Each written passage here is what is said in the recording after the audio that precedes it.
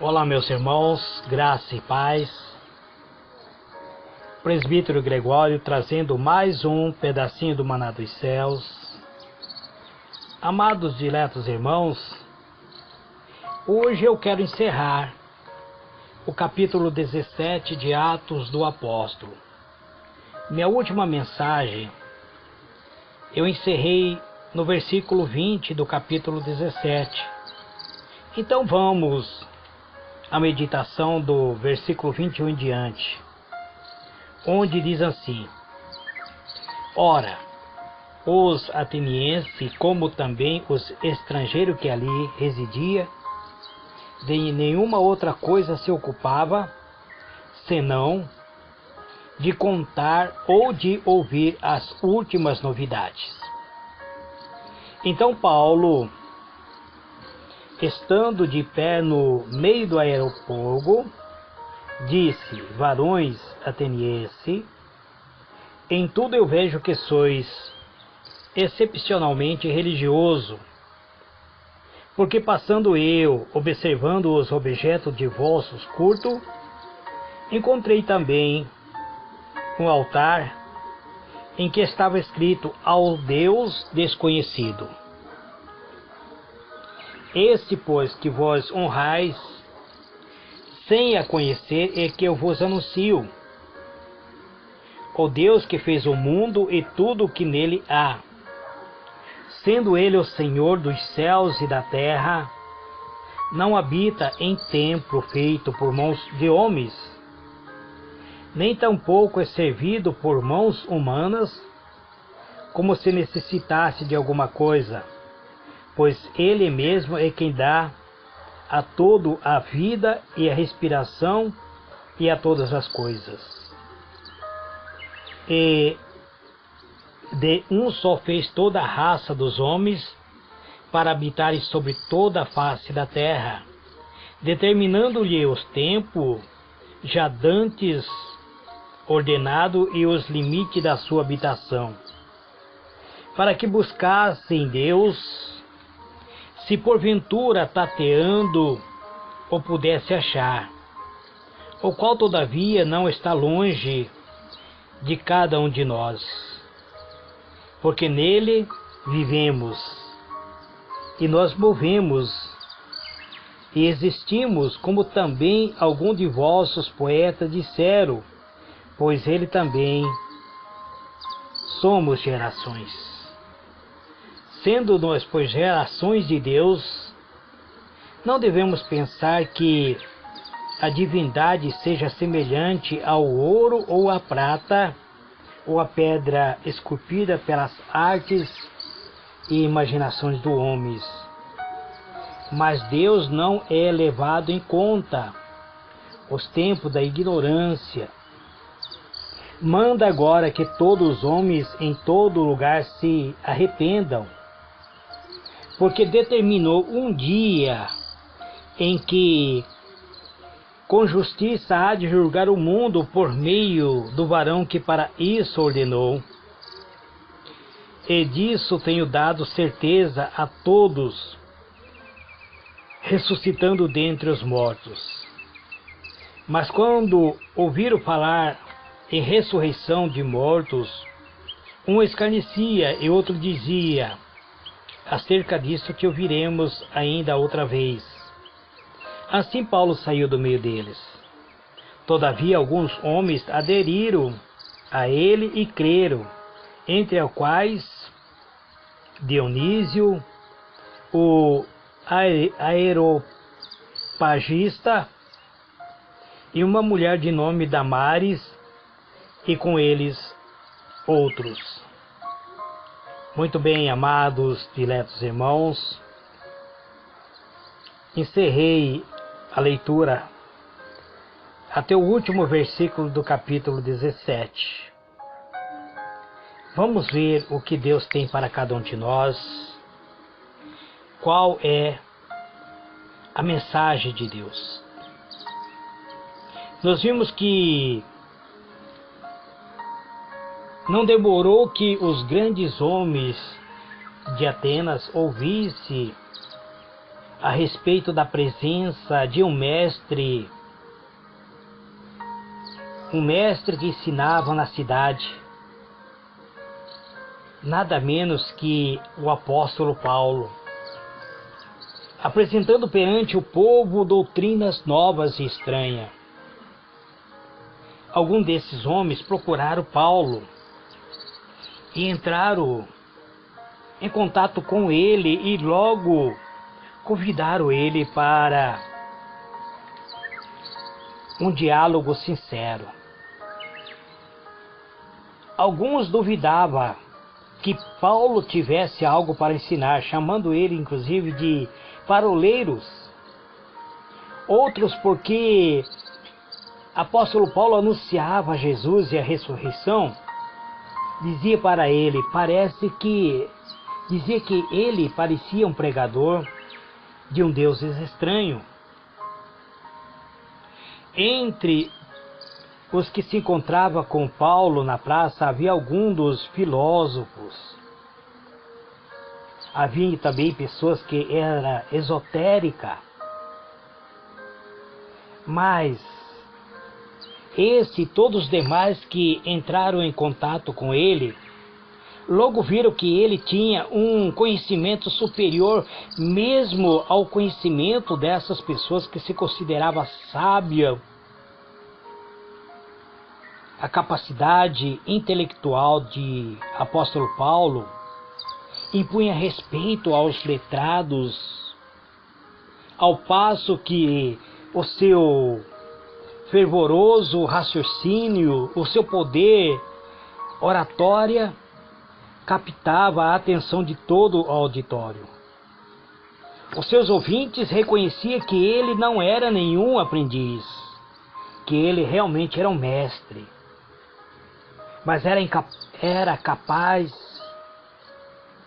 de enfrentar todas as classes de argumentos convincentes em favor das doutrinas que ensinava.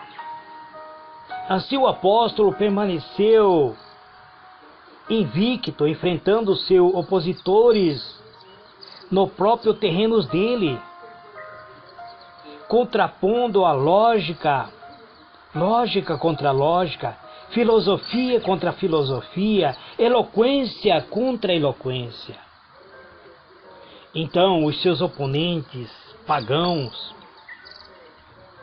chamavam-lhe a atenção para a fim de Sócrates, que por ser pregador de deuses estranhos, tinha sido condenado à morte, e aconselhava Paulo a não pôr sua vida em perigo, enveredando pelo mesmo caminho.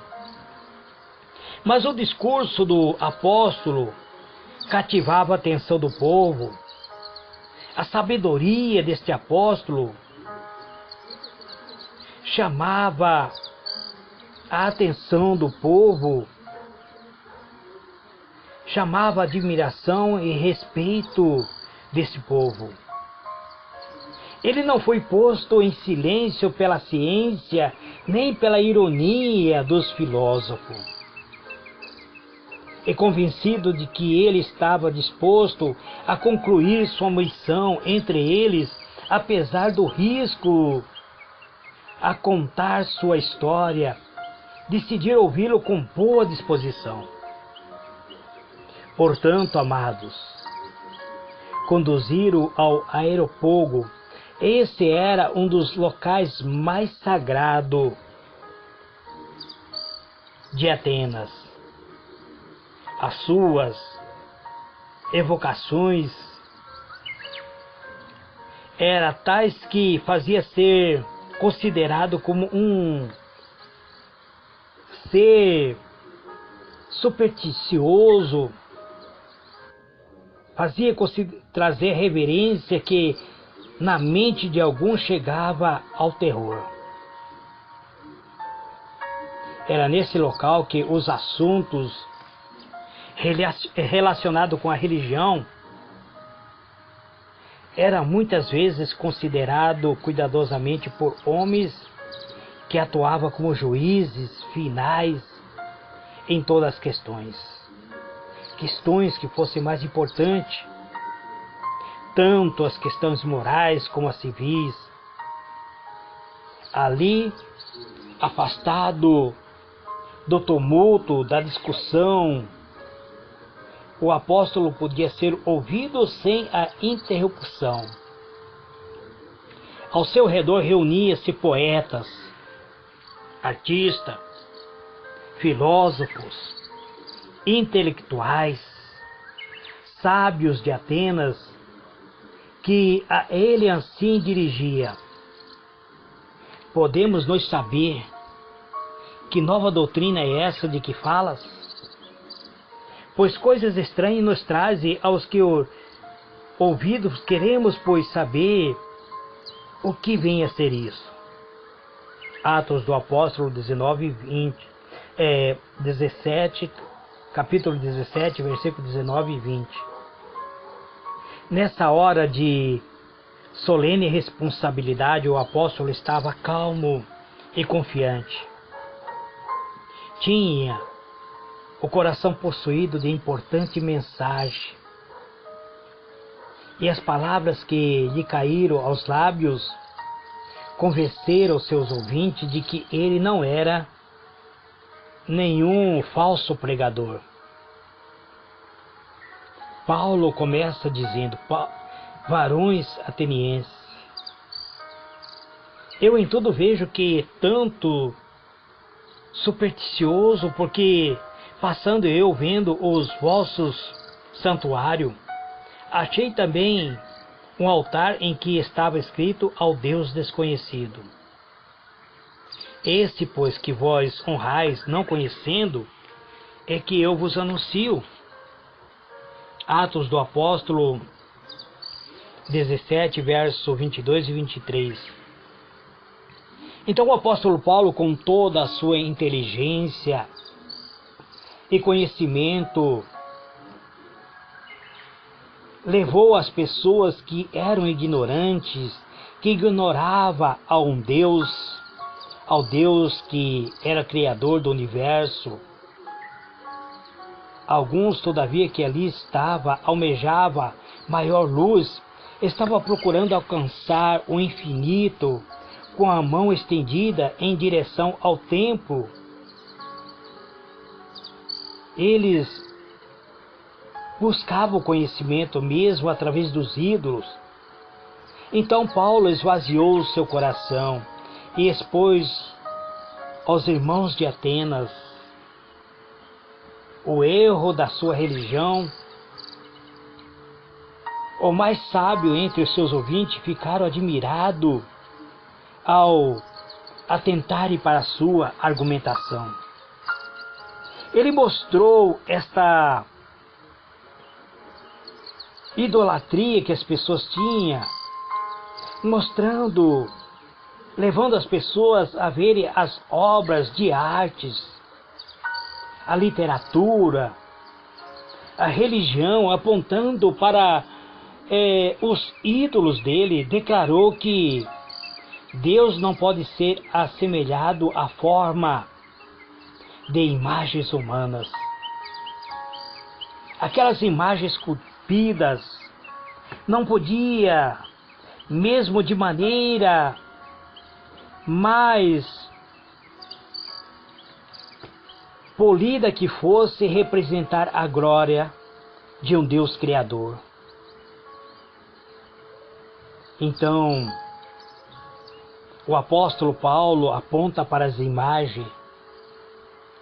As imagens não tinham vida, mas era controlado pelo poder humano, movendo-se apenas quando as mãos dos homens as moviam, de maneira que os adoradores eram em tudo superiores aos próprios objetos que lhes adoravam. Paulo levou a mente de seus ouvintes, que estava prendido a uma idolatria, para além dos limites da sua falsa religião. Paulo leva as pessoas a criarem uma visão correta da divindade a que ele procurava dominar Ele aponta para um Deus desconhecido, este ser que eles agora lhe anunciava. Paulo encontra um altar que as pessoas ofertaram a um Deus desconhecido, eles não conheciam o Deus. Então Paulo aproveita essa idolatria que eles tinham, de adorar todos os tipos de deuses. Eles adoravam aves, animais, répteis, homens. E Paulo leva a mostrar a eles que nada disso era necessário, pois todos foram obras das mãos humanas, obras que os homens fizeram para sua própria glória. O povo foi tomado de tamanha admiração pela lógica apresentada pelo apóstolo Paulo dos atributos do verdadeiro Deus, falando sobre o poder criador, a existência da sua soberana providência, com ardente e poderosa eloquência que o apóstolo declarou: o Deus que fez o mundo e tudo o que nele há, sendo Ele o Senhor dos céus e da terra, Ele não habita em templo feito por mãos de homens, nem tampouco é servido por mãos de homens, como se necessitasse de alguma coisa, pois Ele é mesmo quem dá a todo a vida, a respiração e todas as coisas. Atos 17, verso 24 a 25. Os céus não era suficiente não era suficientemente grande para conter a Deus amado. Quanto mais os templos feitos por mãos humanas. Nesse século de tantas diferenças sociais, quando os direitos dos homens não são mais respeitados, não são mais conhecidos, o apóstolo Paulo ainda fala conosco, amados. Ele nos mostra a verdade, uma verdade de um Deus que tem o poder de salvar a vida humana. Ele diz que Deus tem um só homem, fez toda a geração dos homens para habitar sobre toda a face da terra. À vista de Deus todos somos iguais, e cada ser humano deve ser igual ao seu Criador, deve adorar o seu Criador, deve prestar obediência ao seu Criador. Então o apóstolo mostrou mediante todos os tratos de Deus com os homens, com seu propósito de graça e de misericórdia, que Deus, Ele quer salvar a cada um de nós. Que Deus tem determinado os tempos de antes, ordenando os limites da sua habitação, para que buscasse ao Senhor, se porventura tateando ou pudesse achar, ainda que não está longe de cada um de nós, disse o apóstolo Paulo. Atos 17, verso 26 a 27. Apontando os nobres da humanidade em torno de si, com palavras tomadas de o seu próprio conhecimento, Paulo pintou o infinito Deus como um Pai de quem nós somos filhos. Paulo disse: nele vivemos e nos movemos, nele existimos. Como também alguns de vossos poetas disseram, pois somos também sua geração, sendo nós, pois, geração de Deus, não havemos de cuidar que a divindade seja semelhante ao ouro, ou à prata, ou à pedra esculpida por artifício e imaginação dos homens. Mas Deus, não tendo em conta o tempo da ignorância, Anuncie agora a todos os homens e em todo lugar que se arrependa. A maior virtude que o homem pode fazer, amados, é se arrepender dos seus pecados. Nós vivemos num século de trevas. Trevas que precede o advento de Cristo. O divino soberano passou por sofrimento por minha e por tua causa, para nos salvar da idolatria. Mas agora, por intermédio desse Salvador maravilhoso, Deus enviara Ele aos homens a luz da verdade, a luz que traz o arrependimento para a salvação, não somente do pobre e humilde, mas também dos filósofos, dos príncipes da terra. Porque tem determinado um dia em que cada justiça há de julgar o mundo por meio do Senhor Jesus, que destinou, e disse Deus com certeza, ressuscitou ao Senhor Jesus dos mortos.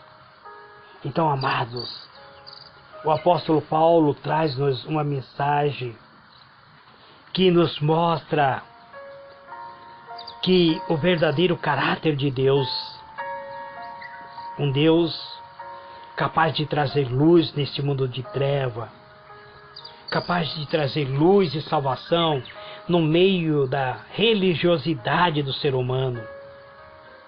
Eu já vos disse que religião não salva. Ter simplesmente conhecimento da palavra de Deus também não te leva à salvação.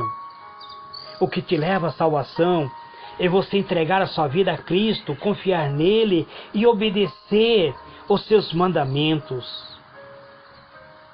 É isso que o apóstolo Paulo prega para os irmãos de Atenas.